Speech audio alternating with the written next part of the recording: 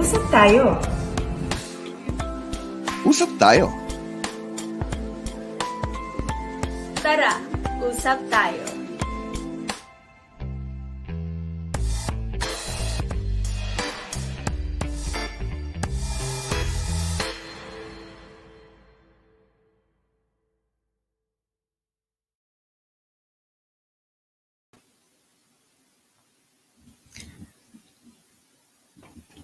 Good Sunday afternoon to all our viewers. Welcome to our June 27th episode of Usap Tayo. I'm Nando from the field of marketing. At ako naman si Gabie Avante, co-founder ng Sustainable PH Youth and co-host ng Sustainapod. Magandang hapon, Gabs. Long time no see. Third episode na natin to. Yeah. Can you imagine? Time really flies. Oh, by the way, are you on summer vacation already? Actually, tapos na. It was just 2 weeks of summer vacation for us college students. Oh gosh. And were you able to go out of town? Yes, I was able to go to the beach and sarap. fun naman. Sarap. That's good because for COVID, you need vitamin D. That's very, very good for the body. And if you expose yourself to the sun for 30 minutes, that's good enough to give you 10,000 IU of vitamin D, usable. Diba? Yeah, that's good. Mga ka-sustainable, ang layunin ng programang Usap Tayo ay maghatid ng positibong mensahe tungkol sa mga sustainability projects na sinasagawa ng iba't ibang public servants sa bansa. At sa bawat episode, may makikilala tayong public servant na magbabahagi sa atin ng kanilang sustainability projects at ang mga mabubuting epekto nito sa komunidad nila. Ngayong hapon, we're very happy na makasama natin ang isang public servant mula sa Queen City of the South, Cebu City. Gabie, paki-introduce naman. Of course. So today we have Councilor Jessica P. Resch, completed her Bachelor of Science in Industrial Engineering degree at the University of San Carlos. She participates in and promotes community development, good governance, and environmental awareness through her various roles with JCI Commissioner, KKDAT President, and a member of the Ugly Grouper. She is currently the Sangguniang Kabataan Federation President of Cebu City and a City Council Ex-Officio member and is the youngest City Councilor of Cebu City today.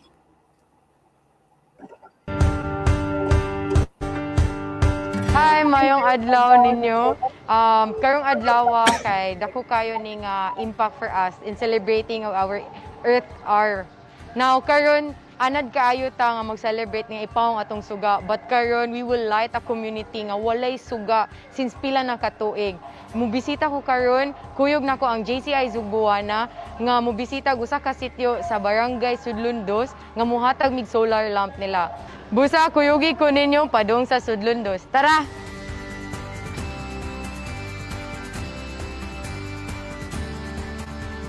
Kaya pa?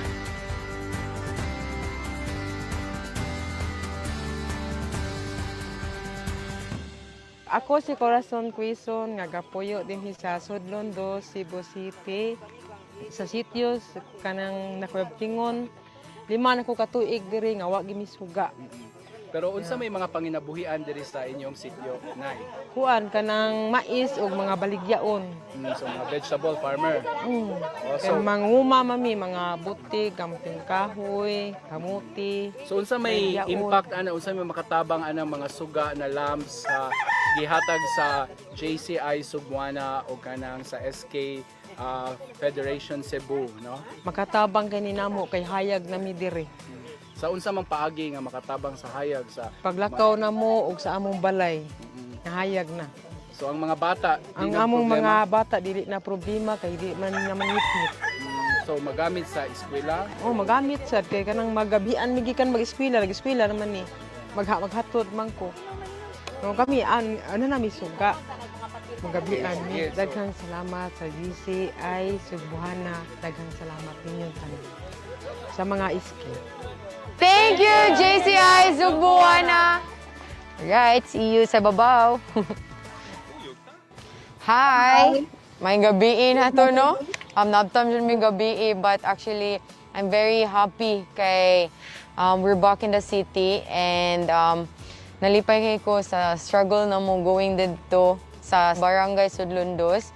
Daw kong kalipay because ang mga moments nga nakahatag migiya sa katawan dito is very grabe kay overwhelming siguro ni I don't know sa pag-explain, but actually lipay kita kay nakapasuga ta karon og usa ka sitio nga it's a remote sitio na walay access to electricity, and now karong gabi una lipay I know each of the family is happy because we provided a solar light sa ilahang mga balay.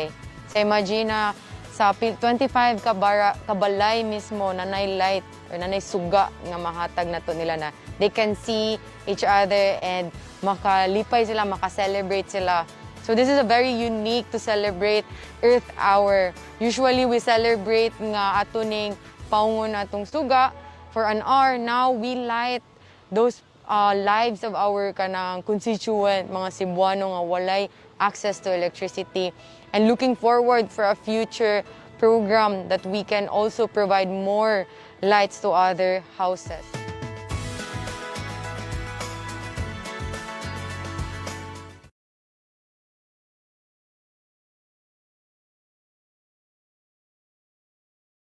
Old councilor from Cebu, Jessica Resch. Thank you for taking the time to be with us today. Nalipay mi nga mahimo ka nga makaupod sa amon show. Jessica, welcome. Welcome po. Hello po. Hello there. Dakong yukbo sa atong duha ka host nga naa diri karon o sa tanang tawo nga nanan-aw nato sa Facebook Live. Maayong hapon kanatong tanan. Hi po. Hello, hello. You can greet our viewers also in English if you wish. Yeah, to all who are watching right now, thank you so much for spending your time with us. It's very informative, and I know you can learn something from our city, and I'm very fortunate right now that I can really expose and make a show to our city that we are here providing a sustainable program. Well, Thank okay. you. Thank you. So, Councilor Jessica, please tell us about Local Youth Development Plan, particularly your three most favorite sustainability projects and their status at the time. So, Local Youth Development Plan, it's a plan for our city to provide opportunities and programs going down to our fellow youth who are aging 15 years old to 30 years old. Now, with that Local Youth Development Plan, we are guided with our Philippine Youth Development Plan. From there, we go down here to our city lobbying program that will link to our national approach. And now, as you questioned me, what's my favorite? Actually, I think all of the programs is my favorite. But we can see na meron tayong hinahanap talaga, and I'm very proud of that project. I think the project for our governance committee and to our active citizenship, I think all, baka mamaya mababayas ako pag marinig ng mga fellow SK ko kasi with the Local Youth Development Plan, it's crafted by our all SK officials. So I know they put all their efforts, ideas to provide more access on the future programs of the Cebu City Youth. All right, thank you. So, Tito Nando?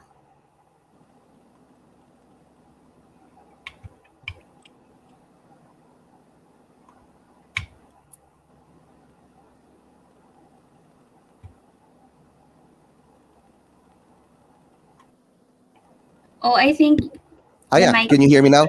Okay. Sorry. Oo. Councilor Jessica, can you just turn down your monitor a little? Kaya nag-feedback sa amo, nag-echo. Nag-echo siya. Okay po.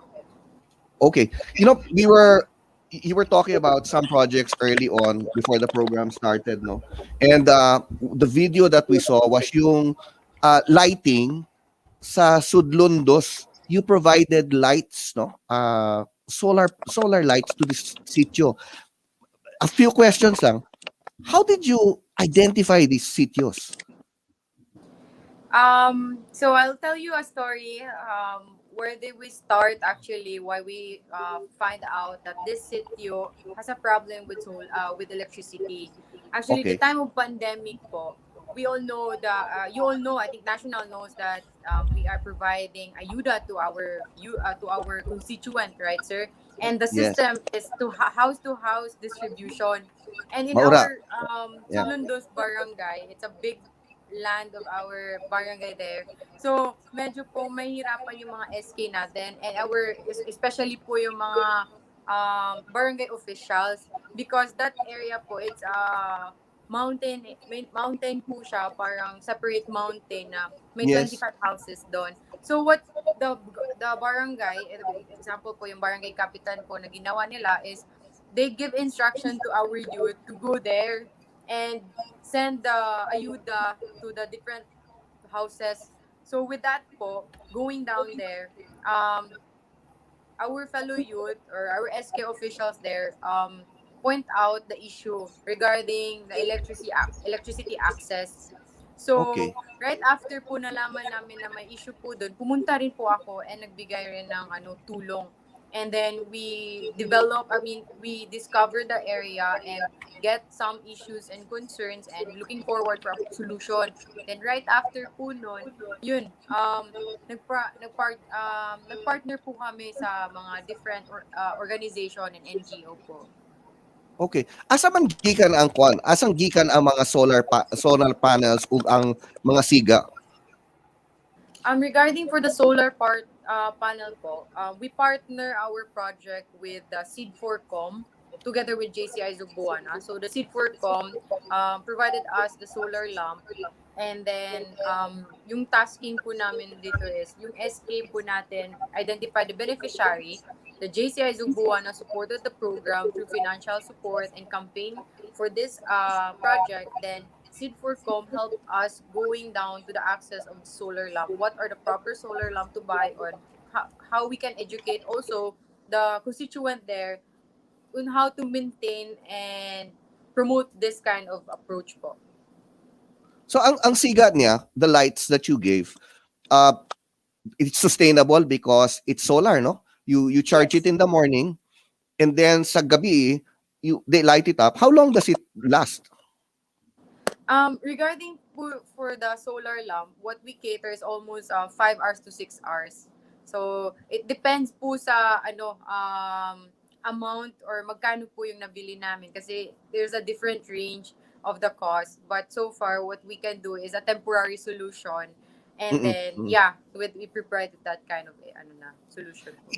You think this is a, the sitio katong Sudlon 2, no, Sudlon 2, it's a very it's not a very rich barangay, no? It's not rich.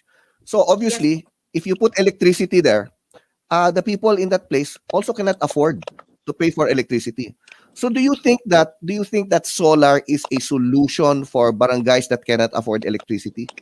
Do you think that solar in the long term is affordable for these people? Yes, I really promote for this kind of approach because yun nga po, it's very expensive to put an access on electricity kasi yung situation po talaga doon, they requested for electricity company to provide access for them kahit po magbabayad daw sila and work double time just to Oo. cater or pay kung anong po yung rate nila. But their problem is yung paglagay pa lang po ng poste doon is very Oo. expensive. It's like, actually, wala pong gustong pumasok po talaga doon sa area na Mo private sector natin na electricity company. That's why we provide this kind of alternative solution, which is ang solar lamp po. And for me, it's very sustaining with the proper mm. maintenance and proper education of the constituent po talaga na alam nila kung paano po gamitin, saan po dapat i-position, ilagay in the daytime until gabi. Okay. Wow, this is great. This is great. So where do you go from here? Because this is it's a revelation. This is the first time that the sitio has ever gotten light. But I'm sure there are other sitios that don't have light as well. Where do you plan to Yeah, take this actually, project called We Light? Actually po, right after we launched this project and posted it on the Facebook or social media, there are a lot of other sitios or other people who is voicing out that if we can support other houses rin po. Actually, there's a lot of calls regarding yung access of electricity. Isa lang po to sa na-identify namin. So, ngayon po, yung ginawa po namin, we want um, to cater the problem by supporting it through the SK. So sa local SK po natin, sa kada barangay, we want to promote also sustainable projects. That's why Mm-mm. we're started with this one, sir. Yun po, gagawin po natin sa different barangays na rin po. That will allocate them sustaining funds rin naman. Kasi it's This very is hard great. pag yung funds wala po. At saka Yeah. ito, we have private sectors na tumutulong din naman po sa Cebu City natin. I'm glad you said that because my next question was going to go to that direction. No, uh, how did you get the cooperation of the private sector sa Cebu? Kay ang Cebu City daghan man na businessmen and entrepreneurs, and there are also big companies there like the Aboitiz company, the Gokong Ways are there. But how did you rally the support, or how are you rallying support so that they can support itong mga sustainability projects for the barangays and your also for your SKs? So, yung ginawa ko po, actually, I'm currently JCI Zubuana member. So, we all know what is JCI nationwide. We are promoting more active citizenship and social cultural support to the people. So, yun Mm-mm. po, with this network with JCI, I lobby all the programs and issues. And then, I'm lucky and fortunate po talaga that our JCI chapter and other chapters of Cebu is very supportive po within terms of identifying these kinds of issues and problem. Actually po, yung nakikita ko talaga while I am present at the both side po, um, part of the government and part of the NGO or the private sector, is Mm-mm. the linkage together with them. Kasi the problem of the private sector po, they are having hard time to identify issues, problems, going down to the grassroots level. That's why it's a great avenue to tap local barangays po. That's why now that our GCI Zubuana, other GCI's chapter, like especially Cebu, is supporting different barangays, especially SK right now, that they are contacting and maybe they are lobbying consultative meeting with them and address some issues that they can cater po. Actually, sa Cebu City po, lahat po ng private sector yata na-appreciate ko kasi sobrang laki ng tulong nila and they are really willing to support any program that will benefit the Cebu City po in improving and growing our economy. Wow, that's great. That's great. And also ang mga the generation today, the older businessmen, they have children also, and these are the youth, no? And I guess you can tap into the children of these businessmen in the private sector to help you in the SK.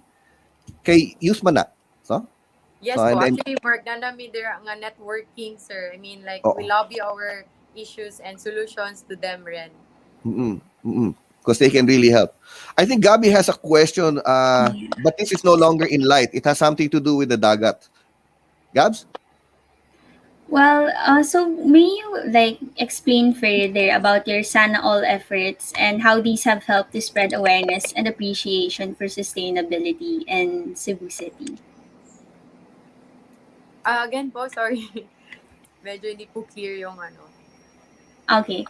Can you tell us more about your Sana All efforts and how these have helped to spread awareness and appreciation for sustainability? Oh, okay po. I just want to share some, one of my favorite advocacy right now is the support on the global movement regarding our Save Our Ocean. Actually, this month po, we celebrate the Ocean Day, which is last June 8th. And now, with that advocacy, I'm also a diver po, scuba diver. And then right now, one of my advocacy is to clean up our ocean because sobra pong problema na nabigay natin sa ating Mother Earth. right now. Especially if you are Mhm. enthusiast into any sports or recreational activity, you can see na meron po talaga tayong nabibigay na damage, which is our trash, especially to point out na I know we're not that perfect person, but yeah, we also give a mistake to our Mother Earth na yung mga trash po natin na natatapo natin kahit saan, and then it will end up going down to our ocean. And then now, malaki na po yung problem natin na yung garbage nasa ocean na pa. Nasa ocean na po. That's why we have an active program right now. We call the Project 30 by 30. It's a clean up drive program to support the global movement regarding safeguarding our 30% of our ocean and land at by the end of 2030. So it's a movement po for volunteerism to all divers out there. I know a lot of our divers right now is promoting this kind of advocacy. So I'm very thankful to all the scuba surero, especially our group po dito sa Cebu, the Ugly Groupers po, na very active in supporting clean up drive. Just Kanchuta, you're a scuba diver, right? Yes po. What do you see? What do you see in our oceans that we should panic about already? Trash, Really? plastics. And then I would Mhm. just point out po, I'm really active in diving po ngayon. So now our mask is already there. Imagine po na Oh nakakasakit my po gosh. sa ano, You you, mask na, you the masks yeah, ng face kwan? mask po natin ngayon. Oh my gosh. So that's one of our problem currently po na hindi po nakikita ng mga tao na nandun na pala yung trash ngayon. Okay. Yung nakikita So lang po nila is yung plastics, yung mga ganun. But now, yung face mask po natin, nandun na, lumulutang na rin. So, so how do you address this in the government level, LGU level? Na you know that it's going to the oceans. You know that it's going through our canals. You know it's going through our trash disposal. How do you now communicate this to the mayors, to other councilors, to the governor? actually po, we have one of our counselor, I will just mention Councilor Alvin Dizon po, is proposing for a proper disposal of our mask. It's we have a I mean he has a proposal ordinance regarding that, and I know maybe because of the different problems right now we are prioritizing vaccines, and it's out of their focus, and yun nga po parang nasa minority issue po yung ganitong action ngayon, kaya po kulang tayo sa ano, support. But with this one, as a legislative body rin po, we want to support by doing an ordinance, a simple movement, and of course, as a citizen, a youth naman po, we do an very active every weekend po, a clean up drive. And what we can do po sana, it's not just only me can do a work or a movement, but if also our fellow LGU in a different island and cities here in Cebu can also look up to this po. Actually, it's very nice po. I just want to share also our project from the Ugly Groupers. Um, we have a very promising movement ngayon po kasi what we did in our group, our leaders in our ugly groupers po, nagtatap ng different LGUs sa mga municipals that they will cater our all expenses, tanks and foods and all, just to let us dive and clean their ocean. And it's very nice that our LGU here sa Cebu naman po is very supportive in any volunteerism na movement regarding ocean cleanup. Okay, I think we're going to see a few slides about 30 by 30. Mhm. And while we're waiting, this cannot be your job alone, Jessica. Uh, SK is a national thing, and we are a country of we're all islands, 7,000 islands. How will you bring this to the attention of all SK so that you all work as one, so that the oceans can be cleaned? You know, sir, there are something also problem with the SK Federation at national level rin po. Because first, I would just point out talaga po that we don't have any national federation rin. So it's with that issue po, we also have a problem in uniting our projects and movements. But again, I'm Mm-hmm. looking forward that the national will support to this kind of approach. And yeah, yung sinabi niyo po, paano po ba magtutulungan yung mga SK Federation? By exposing our project in social media. And you know, sir, with social media, it's easy for them to benchmark projects. Hindi na kailangan na pupunta po talaga kayo dito. Ngayon, nasa internet na po tayo. The communication is very easy. So now, if you can see a good project, you can copy it easily. You can talk and communicate them directly through internet access. So with that, I hope that our fellow youth right now, like the SK officials, are very innovative in doing something na nakakatulong rin sa kanila. So again, social media is very good impact to support a call.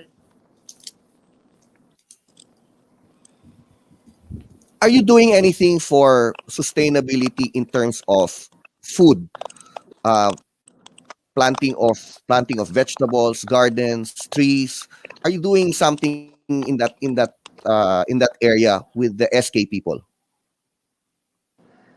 Before po, nung wala pang pandemic, we have a tree planting program. And then right after po sana niyan, we have a program of urban gardening. So, yun po sana yung mga gusto namin. But yun nga, na timing po talaga na nagka-pandemic and all the priorities right now is changing. So, yeah, we have plans, but actually right now, we're not yet at the implementation stage po. But it's very nice po Okay, talaga excellent, na excellent. masuportaan yung ganyan na movement. Oo, kay the past episodes namo, we were interviewing people from Bicol,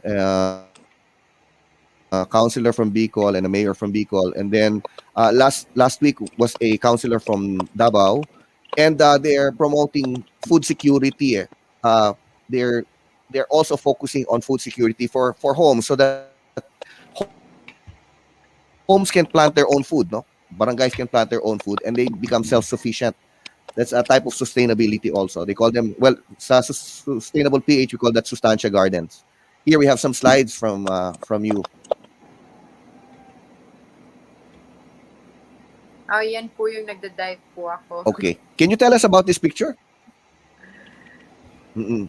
Yan po Where one is of this? our, What is this in? is within the Cebu Island lang po lahat ng dives ko. And then this one is one of our Mm-mm. clean-up dive po. Kasi kadagko ng clam mo. The clams are so So big. ganyan po mayaman yung ocean po natin. Very Oo. ganda po Very ng mga diverse, no? corals po talaga. Oo. Where is the basura here? So, there po, at you can see this one.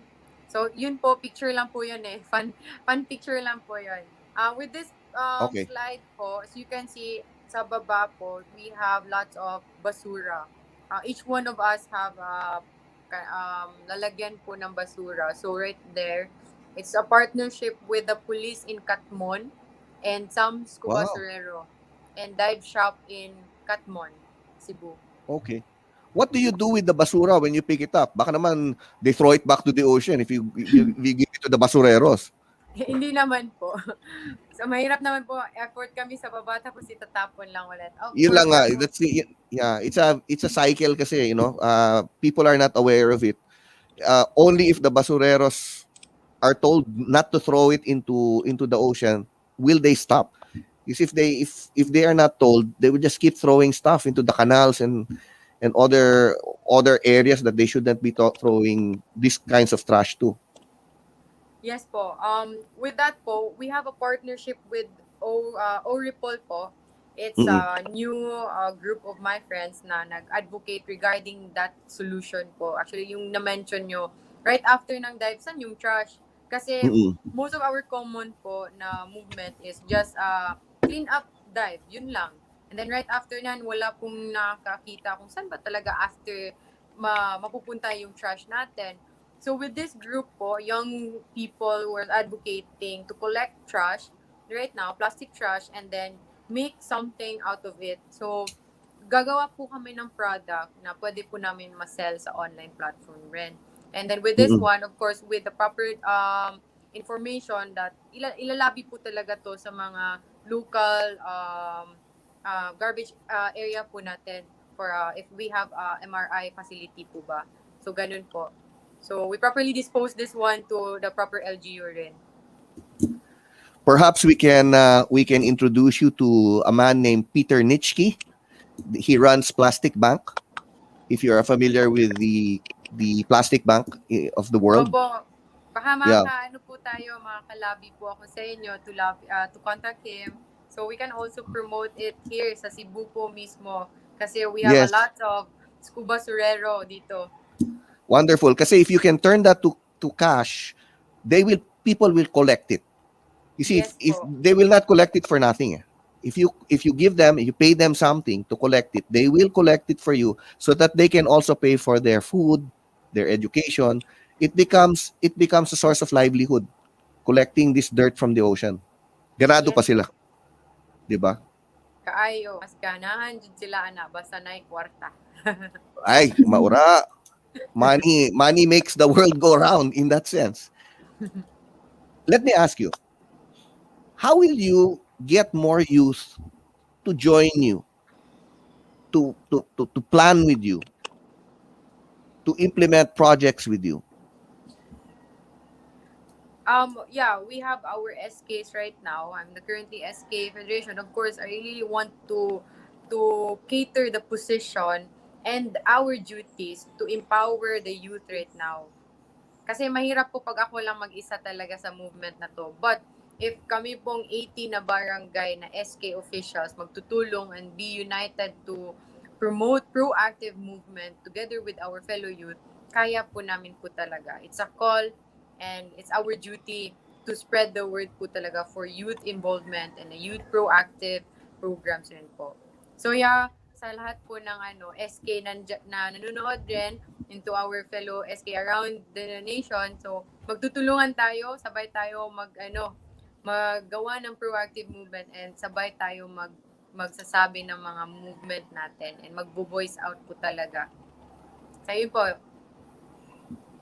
Thank Yes, you I very guess much. ano rin, yeah, I guess we can take this opportunity rin to invite our viewers and even the youth of Cebu to join Sustainable PH Youth. It's the youth organization of Sustainable PH, and I hope in the future we can partner with you and other SKs to create a project and create a movement. Kasi I believe na kahit nasa bahay lang kami ngayon dahil online class, marami pa rin kami magagawa to, promote sustainability, good governance, and the like. And with that, we'd like to ask you one last question.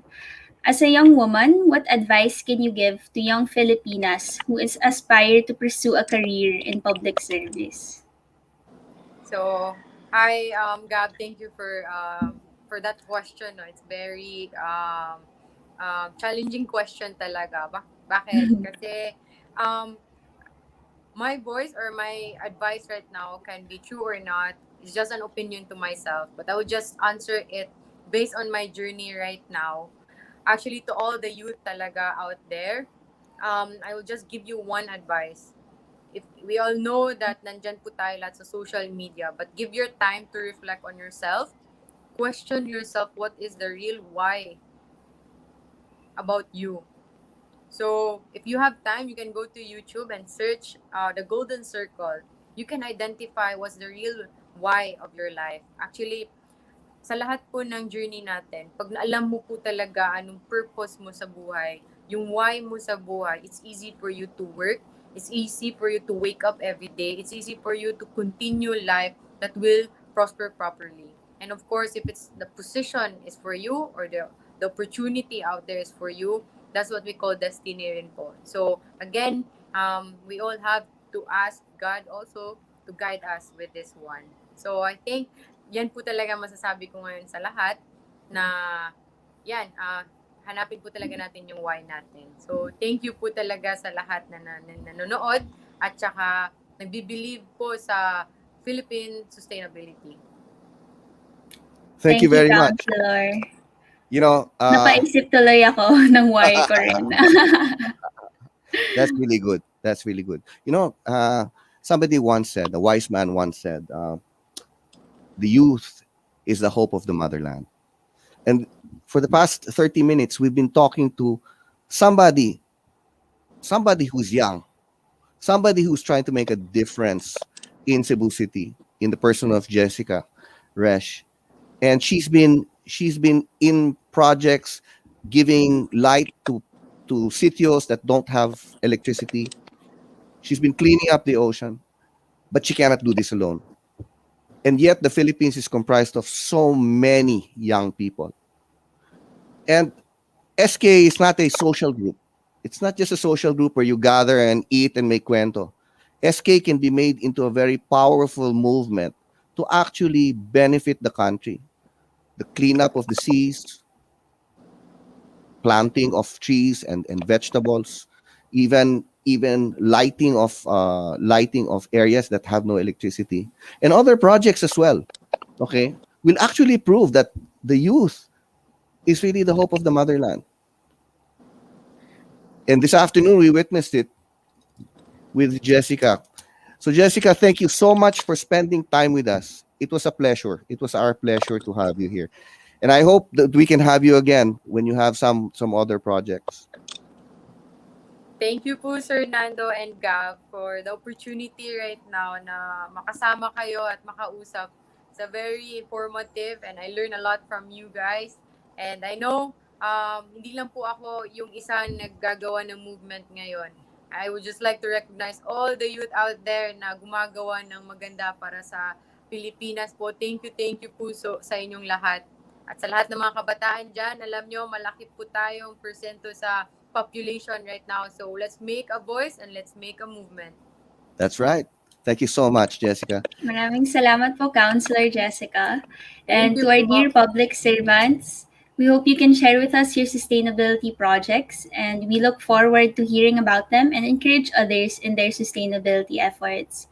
And with that, I'd just like to add na, you know, as the youth, we are a big percentage of the voting population. So I hope you guys can register to vote because I think it ends this September. So yes. Yes, please register and vote. Youth, the hope of the motherland. So send us a message here on a Sustainable PH if you'd like to guest a public servant here. And at this point, we'd like to thank the following people working behind the scenes with us. Yes, thank you. And till next time, Tito Nando. Until next time, Gabs, always a pleasure to be with you. Keep safe. Keep safe. Keep safe, Magandang everyone. hapon sa lahat na manonood natin. And see you again in our next Usap Tayo.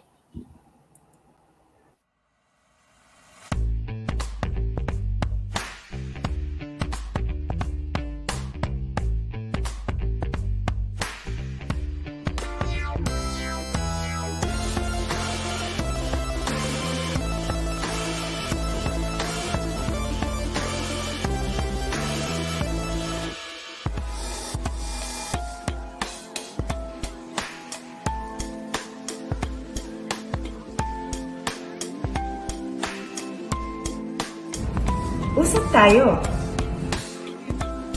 Usap tayo. Tara, usap tayo.